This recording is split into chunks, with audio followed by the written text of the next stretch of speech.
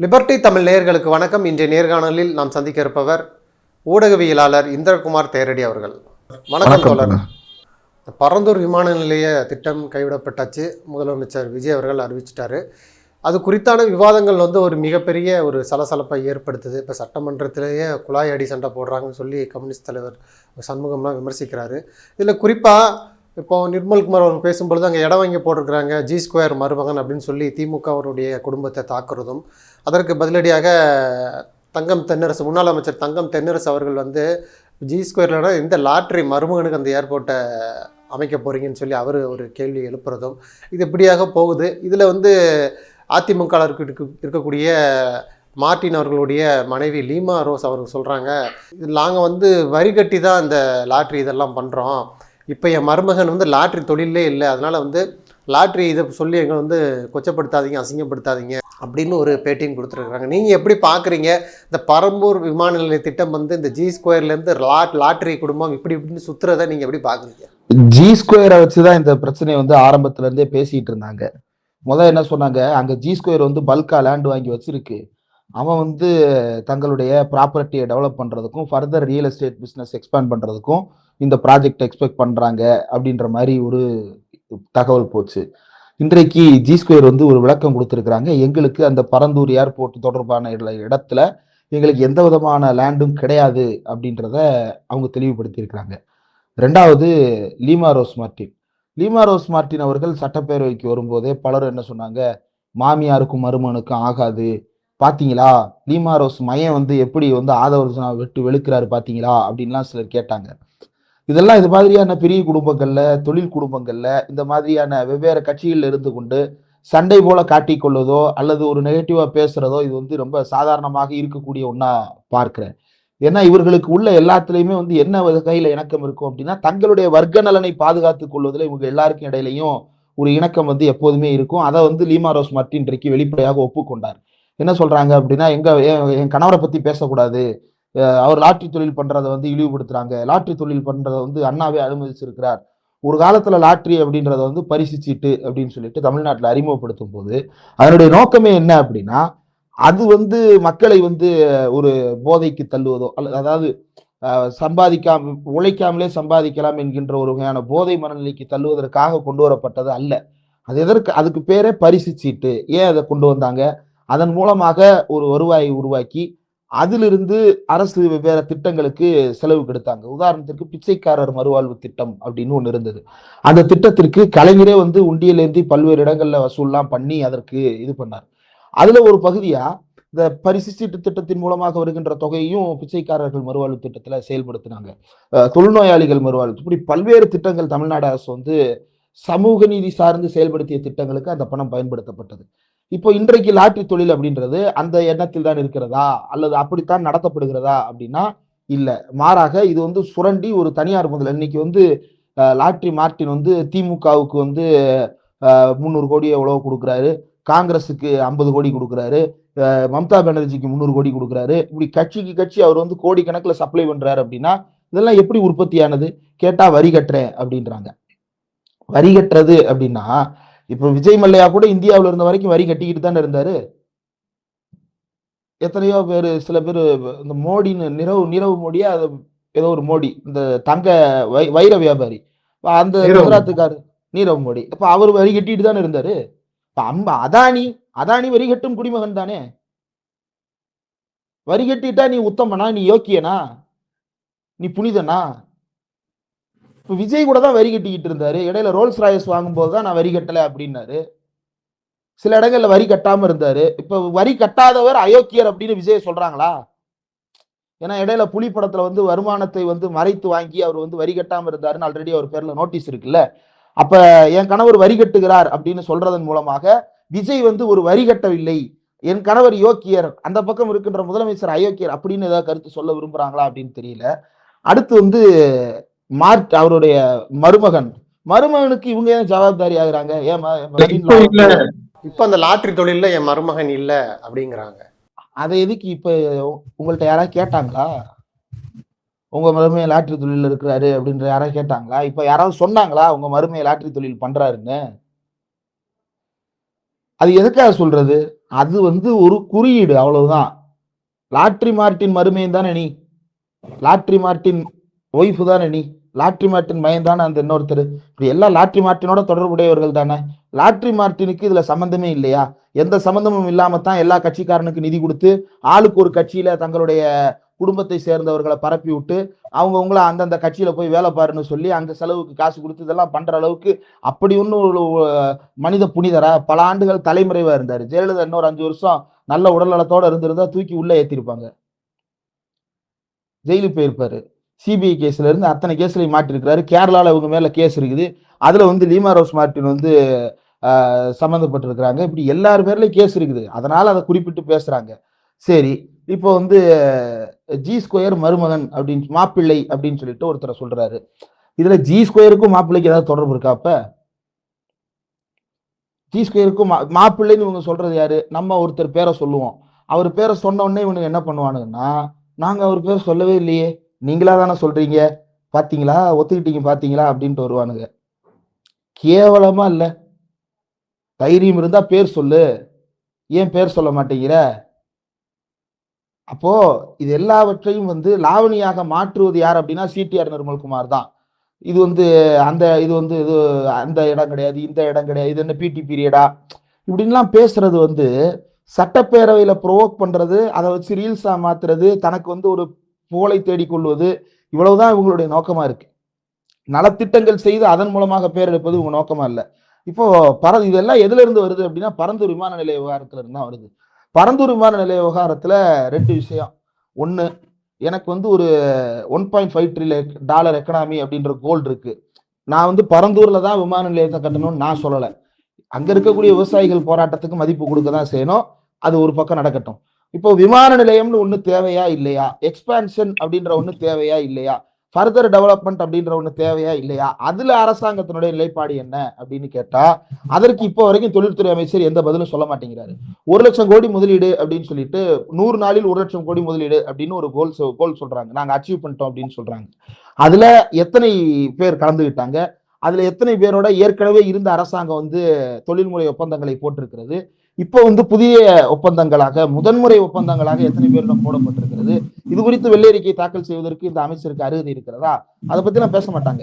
சரி, industrial expansion. இப்ப போன ஆட்சியில வந்து பல்வேறு இடங்கள்ல வந்து சிப்காட் விரிவாக்க பணிகள் நடைபெற்றது. சிப்காட் விரிவாக்க பணிகள்ல பல இடங்கள்ல சிக்கல்கள் இருந்தது. அது மேல்மா மாதிரியான இடங்கள்ல வந்து விவசாயிகள் வந்து தங்களுடைய இடத்தை வந்து சிப்காட்டாக மாற்றுவதற்கு அனுமதிக்க முடியாது அப்படின்னு போராட்டம்லாம் நடத்தினாங்க. அதை திமுக அரசு கையாண்டதும் அது அப்போதே அவர்கள் விமர்சனத்தை எதிர்கொண்டார்கள். ஆனா பல்வேறு இடங்கள்ல வந்து neo Tidel parks, mini Tidel parks, Tidel parks அப்படின்னு சொல்லிட்டு மாவட்டம் தோறும் ஒரு டைடல் பார்க்கை உருவாக்குவது அப்படின்ற ஒரு இலக்கோட அவங்க செயல்பட்டாங்கல்ல. மாவட்டம் தோறும் ஒரு ஸ்டேடியத்தை உருவாக்குறதுன்ற இலக்கோட செயல்பட்டாங்கல்ல. இந்த மாதிரியான வளர்ச்சி சார்ந்த இலக்குகள் இவர்களிடம் என்ன இருக்கிறது அப்படின்னு கேட்டா அப்படி எதுவும் இல்லை.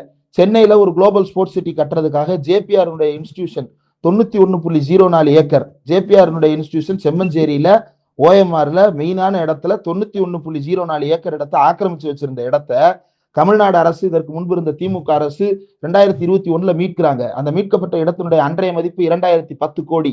அந்த இடத்துல வந்து ஒரு குளோபல் ஸ்போர்ட்ஸ் சிட்டியை உருவாக்குவதற்கு திமுக அரசு அடிக்கல் நாட்டி பணிகள் தொடங்கிவிட்டது, டெண்டர் ஒதுக்கி பணிகள் தொடங்கிவிட்டது. இப்ப செய்திகள் என்ன வருது அப்படின்னா அந்த திட்டத்தை ரத்து செய்ய போவதாக தகவல் வருகிறது. கேட்டா என்ன சொல்றாங்க அப்படின்னா அது வந்து ஒரு நீர்நிலை சார்ந்த இடம். அப்ப பக்கத்துல இருக்கிற ஜேபிஆர் இன்ஸ்டிடியூஷனை சேர்த்துக்கு. அவர் என்ன கல்வி சேவை வழங்கிட்டு இருக்கிறாரா? அதையும் சேர்த்துக்கு. அது ஆக்கிரமிப்பு தானே. இப்ப எம்ஜிஆர் காலத்துல கல்வி தந்தையானவர்கள் எஸ்ஆர்எம் காட்டாங்குளத்தூர்ல வச்சிருக்கானே, அவன் எங்க வச்சிருக்கான்? காட்டாங்குளத்தூர் ரயில்வே ஸ்டேஷனுக்கு எதிர்த்தாப்புல எஸ்ஆர்எம் வந்து ஒரு பெரிய காம்ப்ளெக்ஸ் கட்டிருக்காங்கல்ல, அது எதுல கட்டிருக்கிறாங்க? அப்ப அதையும் சேர்த்து பேசுங்க. ரைட். இப்ப இந்த விவசாயிகள் சார்ந்த பிரச்சனைக்கு வரும்போது திமுக அரசுடைய நிலைப்பாடு இங்க வந்து குறைந்தபட்ச பாதிப்பு இருக்கும், அதனால நாங்க இதை செலக்ட் பண்ணோம் அப்படின்னு. அந்த விவசாயிகள் என்ன சொல்றாங்க? அந்த பாதிப்பை நாங்கள் ஏற்றுக்கொள்ள முடியாது, நீங்க வேற இடம் பார்த்துவீங்க அப்படின்னு சொல்லிட்டு. இல்லைங்க, வரலாற்று சிறப்புமிக்க கம்பன் கால்வாய் உள்ளிட்ட நீர்நிலைகள் இருக்கு. அதை வந்து நீங்க வந்து பயன்படுத்தணும்னா சென்னையே வெள்ளத்துல பாதிக்கப்படும். நீங்க அங்க வந்து நார்மல் ஏர்போர்ட் கட்ட முடியாது, வாட்டர் ஏர்போர்ட் வேணா கட்டிக்கலாம்னு சொல்லி அமைச்சர் ராஜ்மோகன் சொல்றாரு. இல்ல, இது எல்லாத்தையும் கவனத்தில் கொண்டுதான் போன ஆட்சியில வந்து இதற்கான பிரிலிமினரி இன் பிரின்சிபிள் அப்ரூவல் அப்படின்னு சொல்லுவாங்க ஏர்போர்ட் அத்தாரிட்டி ஆஃப் இந்தியால இருந்து. அந்த இன் பிரின்சிபிள் அப்ரூவல் எப்ப கிடைச்சது? அதை வந்து அதற்கப்புறம் ஏன் ஃபர்தரா வேகமா ப்ரொசீட் பண்ணல? அந்த விவசாயிகளை மீறி நான் அந்த இடத்துல வந்து ஒரு லேண்ட் கிராபிங் நடக்கணும், அந்த இடத்துல வந்து நாங்க வந்து ஒரு பெரிய ப்ராஜெக்டை பண்ணியே ஆகணும் அப்படின்ற ஒரு முனைப்பை காட்டியிருந்தா உடனடியா ஜியோ பாஸ் பண்ணி அடுத்தடுத்த கட்ட வேலைகளை நகர்த்தி இருக்கலாமே.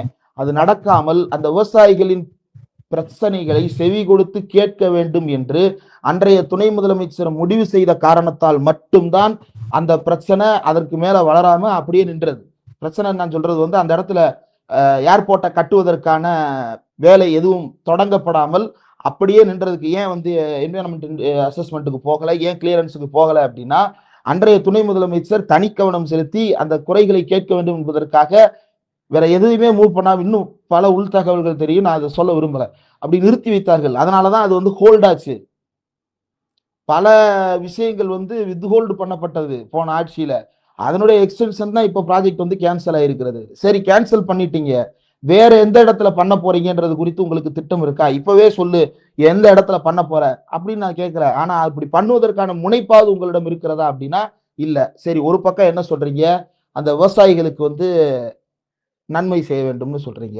இன்னொரு பக்கம் ஆல்ரெடி ஒரு 48% இருந்து 60% வரைக்கும் லேண்டை வந்து அக்யூசிஷன் பண்ணியாச்சு அப்படின்னு சொல்லிட்டு அரசு தரப்பு ஆதாரங்கள்ல பார்க்க முடிகிறது. அப்ப அந்த எடுத்த லேண்டை, ப்ரொக்யூர் பண்ண லேண்டை என்ன செய்ய போறீங்க அப்படின்னு கேட்டா அந்த இடத்துல நாங்க வேறு தொழில் செய்வோம் அப்படின்னு சொல்லிட்டு அமைச்சர் கீர்த்தனா சொல்றாங்க. சில விவகாரங்கள்ல என்ன விஷயத்துக்கு எடுக்கப்பட்டோமோ அதை தாண்டி சில வேற திட்டத்துக்கு செய்ய முடியாது அப்படின்ற வரம்பு இருக்கிறது. சில நேரங்கள்ல அதை தாண்டி வேற திட்டங்களை கூட செயல்படுத்த முடியும், அதற்கான வாய்ப்புகளும் அரசிடம் இருக்கிறது.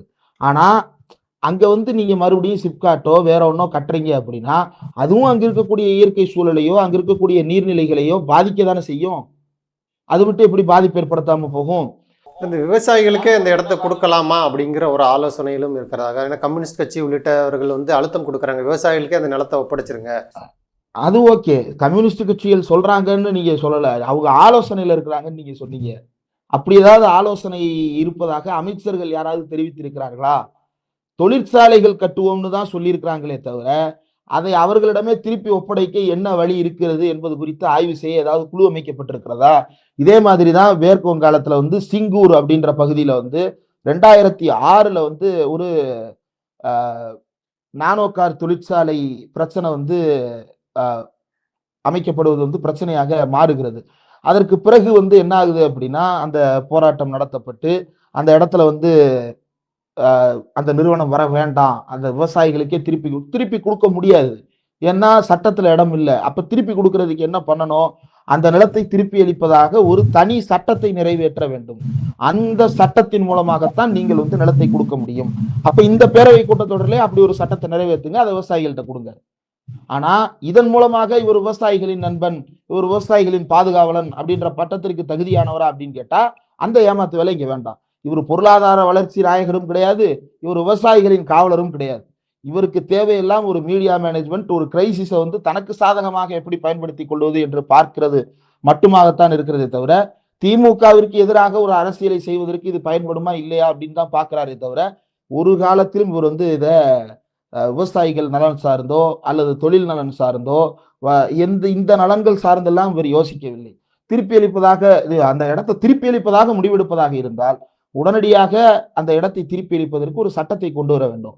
இது தொடர்பாக நேற்று கூட நான் ஒரு வழக்கறிஞர்கிட்ட பேசினேன். அவர் சொல்றாரு, இது சிங்கூர் நில கையகப்படுத்தல் விவகாரத்திலையும் இதுதான் நடந்தது, திருப்பி கொடுக்கறதுன்னா தனி சட்டம் போட்டா அதை திருப்பி கொடுக்க முடியும் அப்படின்னு சொல்றாங்க. அப்போ இது எதையுமே உங்க பக்கத்துல இருக்கக்கூடிய அதிகாரிகள் உங்களுக்கு சொல்லலையா? அதை ஏன் அறிவிப்புல சேர்த்து சொல்லல? நிறுத்துகிறேன் அப்படின்ற அறிவிப்பு வந்த கையோட இதுவும் சேர்ந்து வந்திருந்தது அப்படின்னா யாருமே பதில் சொல்லியிருக்க முடியாது, யாருமே எதிர்கேள்வி கேட்டிருக்க முடியாது. திமுக தரப்பு முன்வைக்கின்ற வாதங்கள்ல அந்த கன்சர்னை வந்து இந்த அரசு எப்படி எடுத்துக்கிடுது? இப்போ பரந்தூர்ல விமான நிலையம் கட்டல, இப்போ வேற இடத்துல நீங்க கட்டுறது அப்படின்னு முடிவு பண்றீங்க.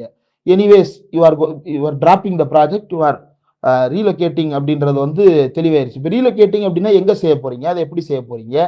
ஏற்கனவே தமிழ்நாட்டை சுற்றி இருக்கக்கூடிய பக்கத்தில் இருக்கக்கூடிய ஆந்திரா, கர்நாடகா உள்ளிட்ட மாநிலங்களில் இருக்கக்கூடிய தொழில் வளர்ச்சி சார்ந்த நகரங்களினுடைய முதலீடு அதிகமாகிக்கிட்டே போகுது. தமிழ்நாட்டில் 74% முதலீடு இந்த குவார்டர்ல, இந்த ஃபர்ஸ்ட் குவார்டர்ல சரிஞ்சிருக்குது. இது பல்வேறு ஆய்வாளர்கள் சொல்றாங்க. இதை பத்தி சட்டமன்றத்தில் ஒருத்தர் கேள்வி கேட்டா உடனே அமைச்சர் என்ன சொல்றாங்க, ப்ராஜெக்ட் டெய்லி அவங்க பணம் கொடுத்தா என்னாலும் பேசுவாங்கன்னு பத்திரிகையாளர்களை இழிவுபடுத்தி பேசுறாங்க. அப்ப இதுக்கு முன்னாடி இவங்க இப்படித்தான் காசு கொடுத்து நிறைய எழுதிக்கிட்டு இருந்தாங்களோ, அல்லது இப்ப அப்படிதான் எழுதிக்கிட்டு இருக்காங்களோ? பல்வேறு நிறுவனங்கள்ல Times of India, Indian Express எல்லா ஊடகங்கள்லயும் வந்திருக்குது. சவுத் இந்தியன் ஸ்டேட்ஸ்ல வந்து after the change of government எந்த மாதிரியான இன்வெஸ்ட்மெண்ட்ஸ் வந்திருக்குது, எவ்வளவு வந்திருக்குது அப்படின்றது குறித்து விரிவான ஆய்வறிக்கைகள் எல்லா இதழ்களிலையும் பார்க்க முடிகிறது. அதுல தமிழ்நாட்டில் 74% முதலீடு சரிந்தது குறித்து எல்லா இதழ்களும் எல்லா நாளேடுகளும் அதை பாயிண்ட் அவுட் பண்ணி எழுதியிருக்கிறாங்க. காரணம் என்ன? இந்தியாவிலேயே அதிகமான தொழிற்சாலைகள் கொண்ட மாநிலம் தமிழ்நாடு. இந்தியாவிலேயே அதிகமான வளர்ச்சி விகிதம் கொண்ட மாநிலமாக தமிழ்நாடு வளர்ந்திருக்கிறது. அப்படி இருக்கிற மாநிலத்துல 74% பொருளாதார தொழில் சார்ந்த முதலீடுகள் வந்து சரிஞ்சிருக்குது அப்படின்னா அது ஆபத்தான அறிகுறி அப்படின்னு சுட்டி காட்டுறாங்க. முதல் கோணல் முற்றிலும் கோணல் அப்படின்றது மாதிரி ஃபர்ஸ்ட் குவார்டர்ல வந்த சரிவு வந்து இனி எல்லா குவார்டர்ஸ்லயும் எதிரொலிக்கும் அப்படின்றதுதான் இதுல இருக்கிற பிரச்சனை. அப்போ இவர்களுக்கு வந்து தொழில் வளர்ச்சி சார்ந்த சிந்தனையும் கிடையாது, விவசாயிகளின் நலனை உண்மையிலேயே பாதுகாக்க வேண்டும் என்கின்ற சிந்தனையும் கிடையாது. அப்படி விவசாயிகள் நலன் மீது உண்மையிலேயே அக்கறை கொண்டவர்களாக இருந்தார்கள் என்றால் விவசாயிகளுடைய எல்லாருடைய பயிர்க்கடனையும் தள்ளுபடி செஞ்சிருக்கணும். அந்த தள்ளுபடி அப்படின்றத வந்து அப்ப நீங்க ஏன் செய்யல? திமுக காரன் எப்ப சொன்னா பயிர்க்கடன் தள்ளுபடின்னு? ஆனா அதையும் தாண்டி அவர்களுக்கு உரிய வகையில் நிவாரணம் கொடுப்பதை திமுக உறுதி செய்து கொண்டிருந்தது.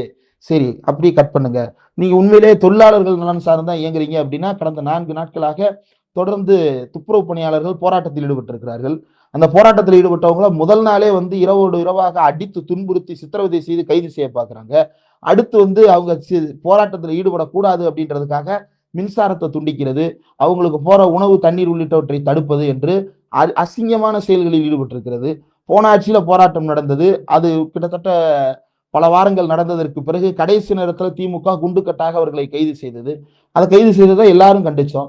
அப்படி கைது செய்ய வேண்டிய அவசியம் இல்லை, பேச்சுவார்த்தை நடத்துங்க, சுமூகமா முடிங்க, இப்போதைக்கு அவங்க வாபஸ் வாங்கட்டும். ஆனா நீங்க தீர்வு கொடுப்பதற்கு முன்வாருங்கள். பெரியாரே சொல்லி இருக்கிறார், இது போன்ற துப்புரவு பணிகள் எல்லாம் தூய்மை பணிகள் எல்லாம் அரசு பொறுப்புகளாக இருக்க வேண்டும்.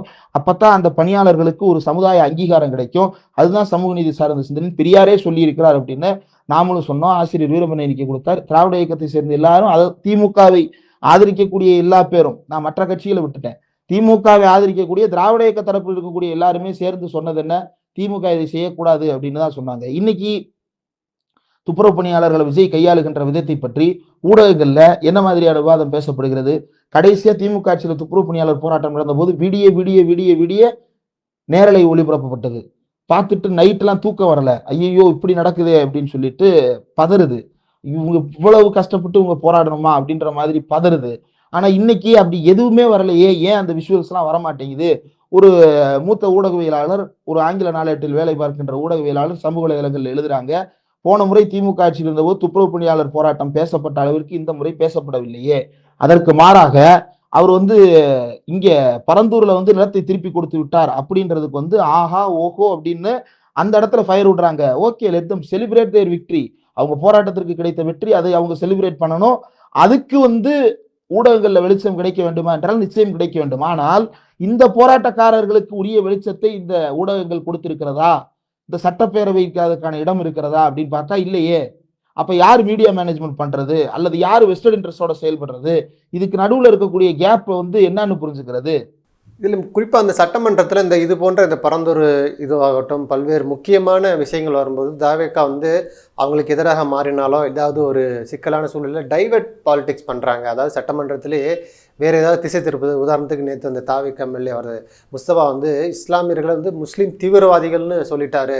திமுகவினர் 5 தடவை சொன்னாங்க, 1990 சொன்னாங்க. இது போன்ற குற்றச்சாட்டுகளை முன்வைக்கிறாங்க.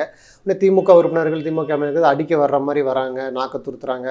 திமுகவுடைய நடவடிக்கை சட்டமன்றத்தில் மோசம் அப்படின்னு சொல்லி இந்த விஷயத்தை வந்து அப்படி டைவர்ட் பண்ணுறாங்க. தாவேக்காவினர் திமுகவினர் வந்து ட்ரிகர் பண்ணி டைவர்ட் பண்ணுறாங்க அப்படிங்கிற ஒரு குற்றச்சாட்டு இருக்குல்ல, அதை எப்படி பார்க்குறீங்க? இல்ல, இதுல திசை திருப்பல் எங்க இருந்து வருது அப்படின்னா, ஒரு பக்கம் வந்து திமுகவினர் வந்து கோவப்பட்டு எந்திரிக்கிறாங்க. அவங்க கோவப்பட்டு ஏன் எந்திரிக்கிறாங்க? எடப்பாடி பழனிசாமி நேற்று ஆக்ரோஷமா கத்துனாரு. அவர் ஏன் கத்துனாரு? சபாநாயகர் வந்து பார்ப்பதற்கு ஜனநாயகவாதி போல நடந்து கொள்வதாக தெரிந்தாலும் கூட அவர் வந்து ஹி இஸ் ஃபேவரிங் டிவிகே. அவர் அதனாலதான் வந்து அவை குறிப்பில் ஏற்ற முடியாத விஷயங்களை அல்லது உண்மைக்கு மாறான விஷயங்களை பேசுவதை தடுக்க தவறுகிறார். அல்லது உரிய விளக்கத்தை சொல்லுவதற்குள்ளேயே இவங்க எந்திரிச்சு கவுண்டர் கொடுக்கறதுக்கு அது ஒரு பக்கம் போய்கிட்டு இருக்கு. திமுகவினர் எந்திரிச்சு நேற்று சத்தம் போடுறாங்க, அந்த பக்கம் கேமராவை திருப்புறீங்க. இந்த உள்ள இருக்கக்கூடிய பத்திரிகையாளர்கள்ட்ட கேளுங்க, அந்த பக்கம் தாவேக்காவினர் எந்திரிக்கிறாங்களா இல்லையா? அவங்க அங்க இருந்து சத்தம் போடுறாங்களா இல்லையா? ஆதவ அர்ஜுனான்ற அமைச்சரும் முன்வரிசையில உட்கார்ந்துகிட்டு நாங்க 108 பேர் எந்திரிச்சா இந்த அவை நடக்குமா அப்படின்னு அவைய மிரட்டுறாரு. அது என்ன? நாங்க எந்திரிச்சா அவை நடக்காது அப்படின்னு மிரட்டுறாரு. அந்த அவை குறிப்பிலிருந்து பேரவைத் தலைவர் ஒரு தடவை நீக்கினாரு. ஏன் நீக்கினாரு? ஏன்னா அது மிரட்டல், அது ஜனநாயகத்திற்கு செய்யப்படுகின்ற துரோகம், அதனால அதை நீக்குகிறார்.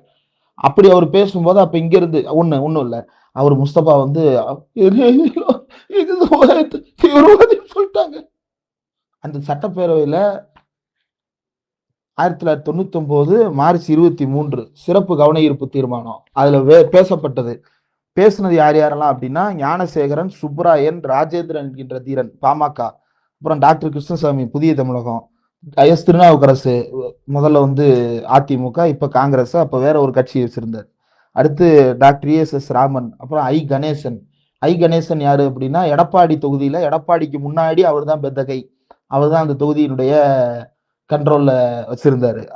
அவரும் பாமக. அப்புறம் வேலாயுதன், இவர் வந்து பாஜக. சுப்ராயன் CPI, நமக்கு தெரியும், இப்பவும் 80 வயதானாலும் இன்னும் வந்து நாடாளுமன்ற உறுப்பினராக தொடர்ந்து மக்கள் பணிக்காக உழைத்து கொண்டிருக்கக்கூடியவர். அவரிடமே நான் நேற்று பேசினேன். நேற்று பேரலையிலேயே அது குறித்து நான் பதிவு பண்ணியிருக்கேன். கலைஞர் ஒருபோதும் இஸ்லாமியர்களுக்கு எதிரான மனநிலை கொண்டவராக சட்டப்பேரவையை நடத்தியது இல்லை, திமுகவினர் யாரும் நடத்தியதில்லை. அந்த வார்த்தையை பேசியிருப்பார்கள் என்றால் அதை நாம் பிறகு பேசலாம். ஆனால் திமுகவினர் ஒருபோதும் இஸ்லாமியர்கள் தீவிரவாதிகள் என்ற மனநிலையோடு அணுகியவர்கள் இல்லை அப்படின்ற சம்பவத்தை அவர் குறிப்பிட்டார். அப்போ அந்த பேரவை விவாதங்கள் வந்து தமிழ்நாடு டிஜிட்டல் ரெபாசிட்டரி அப்படின்னு சொல்லிட்டு ஒரு வெப்சைட் இருக்குது. அதுல வந்து போன ஆட்சியிலேயே திமுகவினர் என்ன பண்ணிட்டாங்க அப்படின்னா, அசம்பிளியில் இருக்கக்கூடிய எல்லாத்தையும் வந்து டிஜிட்டலைஸ் பண்ணிட்டாங்க. ஒரு முறை நான் வந்து அசம்பிளி ரெக்கார்ட்ஸை பார்க்கறதுக்காக லைப்ரரி போயிருந்த போது, அப்போ வந்து நிறைய புத்தகங்கள் வந்து லைப்ரரிக்கு உள்ள இல்லாம வெளியே ஒரு ஹாலில் வந்து எல்லாத்தையும் விரிச்சு அடுக்கி வச்சிருந்தாங்க. என்னன்னு கேட்கும்போது டிஜிட்டலைசிங் ப்ராசஸ் போய்கிட்டு இருக்கு அப்படின்னு. இன்னைக்கு பார்த்தா எல்லா ஆவணங்களும் டிஜிட்டலைஸ் பண்ணப்பட்டிருக்கிறது. அப்போ சட்டப்பேரவையில 22/3/1999 அன்று நடந்த விவாதத்துல கவன ஈர்ப்பு தீர்மானங்கள் எடுத்துக்கொள்ளப்பட்டிருக்கிறது. அதாவது பட்ஜெட் கூட்டத்தொடர், அந்த பட்ஜெட் கூட்டத்தொடர்ல முதல்ல கேள்வி நேரம், அடுத்து கவன ஈர்ப்பு தீர்மானங்கள், அதற்கு பிறகு பட்ஜெட், வரவு செலவு பட்ஜெட் மீதான விவாதம்.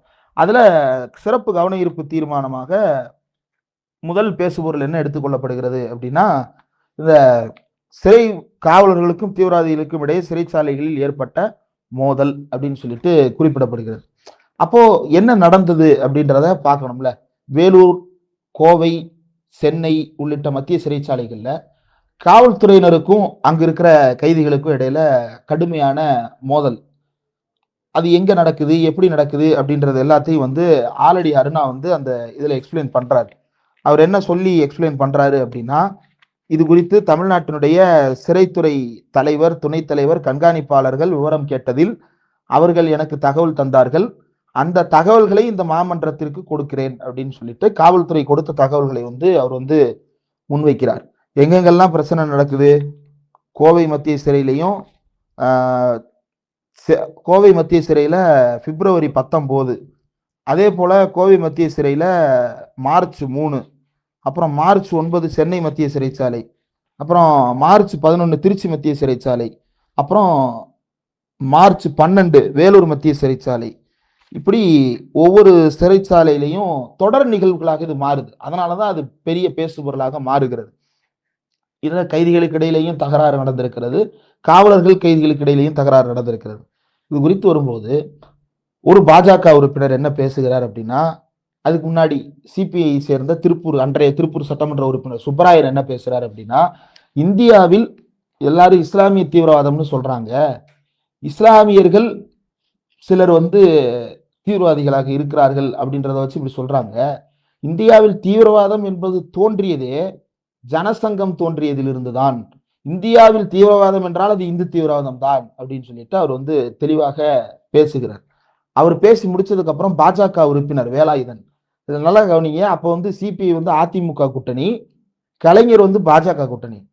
இப்ப சுப்பராயன் இப்படி பேசுறாரு.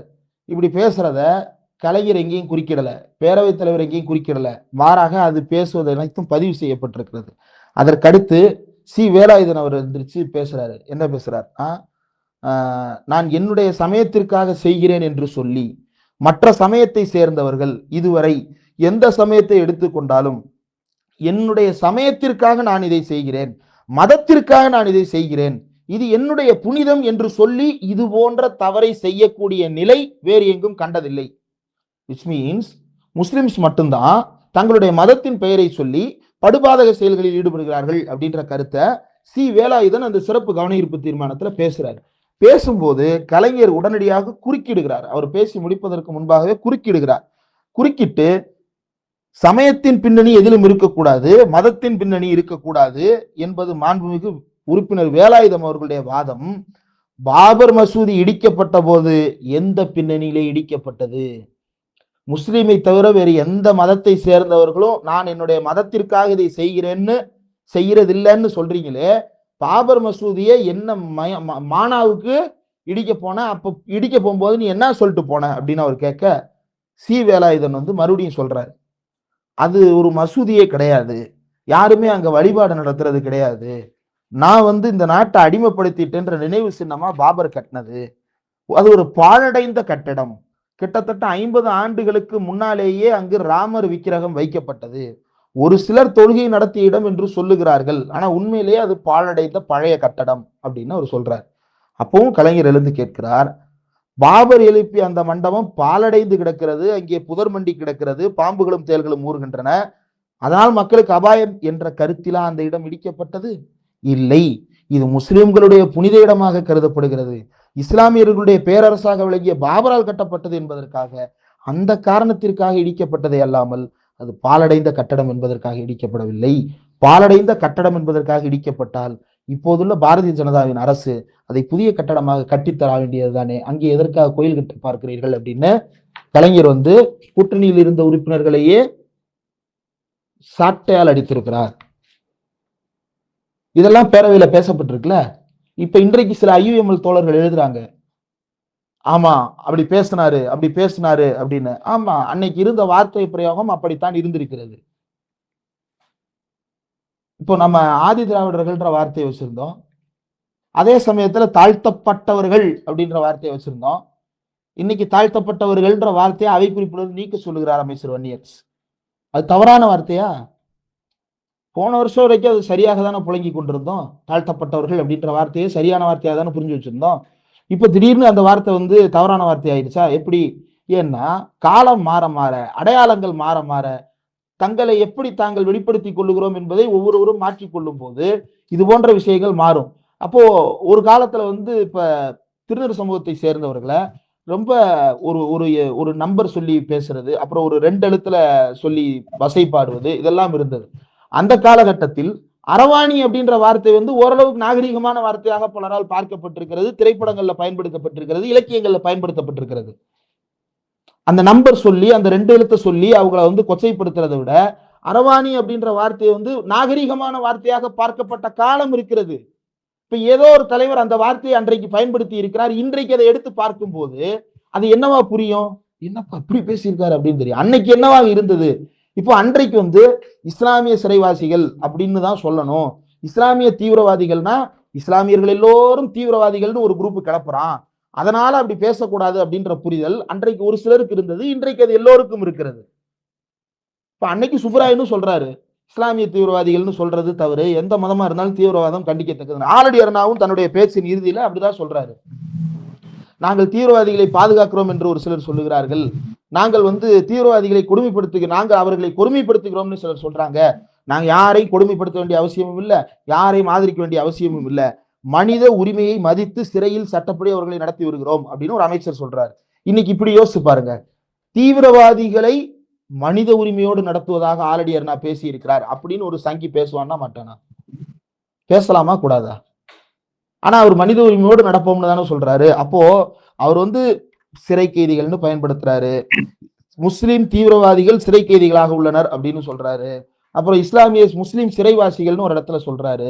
அன்றைக்கு இருந்த வார்த்தை பயன்பாடு அது அன்றைய அது அந்த புரிதல் அந்த அளவுக்கு வளராத ஒரு காலகட்டத்தில் பேசப்பட்ட வார்த்தை.